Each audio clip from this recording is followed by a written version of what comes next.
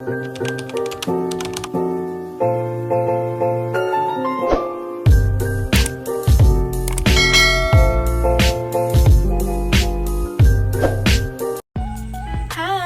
It's me again. I'm Kimberly Mingito. So, in our first video, we discussed about the characteristics of a 21st century teacher. And for this video, we're going to talk about the 21st century skills of learners. So, 21st century skills refers to the knowledge, life skills, career skills, habits and traits that are critically important to student success in today's world, particularly as students move into college, to workplace, and adult life. Have you ever heard the 4 C's of 21st century? These 4 skills are essential for modern students to succeed in school and workplace. They often make the biggest impact in terms of setting your students apart when applying for and starting their careers. The first C is critical thinking. Critical thinking is the practice of solving problems, working through things that challenges the brain. This is important in the 21st century because it's harder than ever to verify accurate information. It empowers students to discover the truth in assertions, especially when it comes to separating the fact from opinion or deciding if it's credible or not.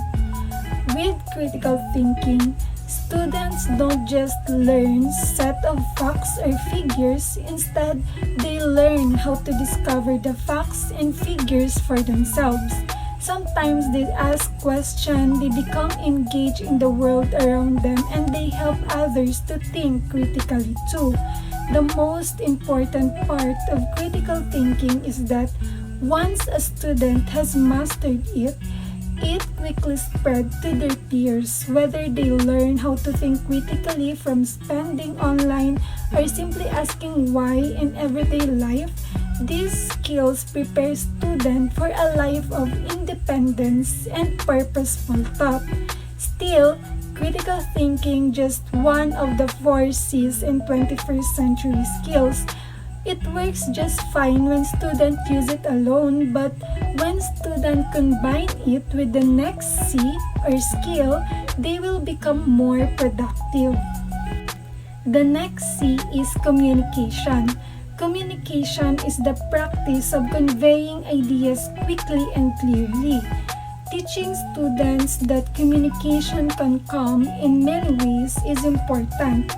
It's not just speaking verbally with someone to communicate, but can also be non-verbal, such as hand gestures or facial expressions. In the age of text-based communication like SMS, email, social medias, it's never been more important for students to learn how to convey their thoughts in a way that others can understand them. That's because text-based communication is lack tone, which is critical to understanding the context of someone's words. Still, even in situations where vocal tone is available, students need to learn how to communicate effectively. That includes minimizing tangents, speaking directly to an idea, and checking other participants to make sure they are engaged. Even if just the 2 other people in a group discussion, let students determine whether they should keep expanding on an idea or wrap it up their points.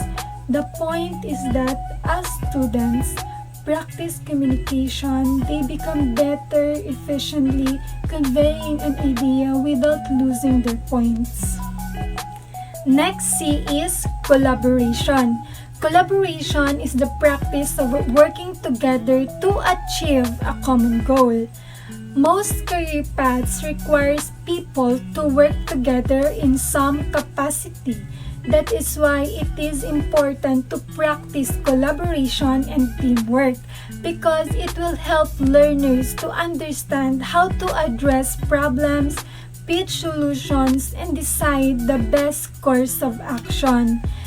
It will also helpful for them to learn that other people don't always have the same ideas that they do.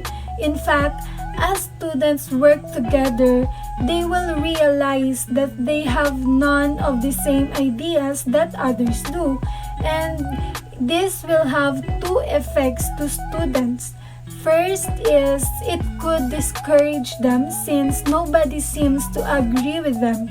Second is it could embolden them because they realize they are bringing something unique in every conversations. As a facilitator, it is important to encourage our learners, our students to work together, and through this, they will learn how to speak up when they have an idea. Last C is creativity. Creativity is the practice of thinking outside the box. Being creative is often thought of when students are artistic, but it is also so much more than that. Students can learn how to be creative by solving problems, creating systems, or just trying something they haven't tried before. It doesn't mean that every student will become an artist or a writer. Creativity allows learners to embrace their inner strengths, and they also learn how to express it in a healthy and productive ways. Most importantly, they also become motivated to share that creativity with others, just like critical thinking that makes creativity contagious.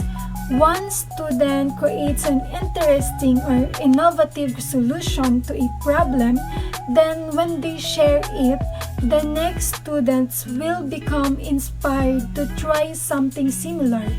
That is not to say every single endeavor will be ringing a success. Students will fail at some point and some of their ideas simply won't work. But it's okay. The point of creativity is to encourage students to think differently. Learners don't have to do things the way they've been done before. Instead, they can figure out a better way. So those 4 C's, critical thinking, communications, collaborations, and the creativity, all in all, by combining all of these skills or 4 C's, students are empowered to solve their own problems, work together, and come up with solutions.